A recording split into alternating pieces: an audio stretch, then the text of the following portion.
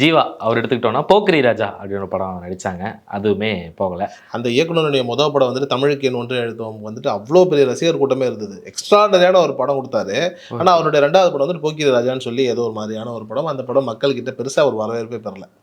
அவர் அதான் ஃபர்ஸ்ட் படம் வேற லெவலில் ஹிட் ஆச்சு. ஆமாம், தமிழுக்கு என் ஒன்று எழுதுவோம் வந்துட்டு இன்றைக்கும் அந்த படம் போய் பார்த்தீங்க அப்படின்னா அது வந்துட்டு ஆல்மோஸ்ட் ஒரு கிளாசிக் தான். எக்ஸ்ட்ராடனரியாக இருக்கும். செம்ம ஸ்க்ரீன் பிளே அந்த படம். ஸோ நமக்கே கடைசி வரைக்கும் ஒரு மாதிரி ஐயோ இந்த பிரச்சனை எப்படி ஷார்ட் அவுட் பண்ண போகிறாங்கன்னு சொல்லிட்டு ஒரு மாதிரி பரபரப்பாகவே பார்த்துட்டு இருப்போம். அந்த டைரக்டரோட 2வது படம் தான் இது அப்படின்றது கொஞ்சம் கஷ்டமாக தான் இருக்குது. அடுத்து பரத் சாருக்கு வந்து 5ஆம் தலைமுறை சித்த வைத்திய சிகாமணி அப்படின்னு ஒரு பெரிய டைட்டில், ஆனால் படம் அதுவும் போகலை. விஷால் சாருக்கு சண்டைக்கோழி 2 அந்த படம், ஏன்னா சண்டைக்கோழி 1ஓட ஹிட்டை தொடர்ந்து கண்டினியூஸாக நடித்தார், அதுவுமே போகலை. ஸோ இப்படி ஃபெயிலியர்ஸான மூவிஸுமே இருக்குது நிறையா.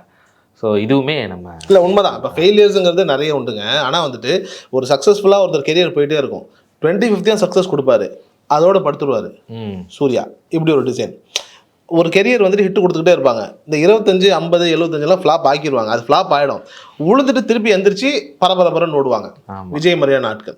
ஸோ இது 2 விதமான மனிதர்கள் தான். அதை தாண்டி மற்ற வெற்றி தோல்விங்கிறதெல்லாம் வேற. நீங்கள் பொதுவாக பார்த்தீங்கன்னா இந்த நிறைய பேர் சொல்லுவாங்க பெருசாக ஒருத்தவங்க காலம் பண்ணால் அதோட படுத்துடான்னு பார்த்துருக்கீங்களா?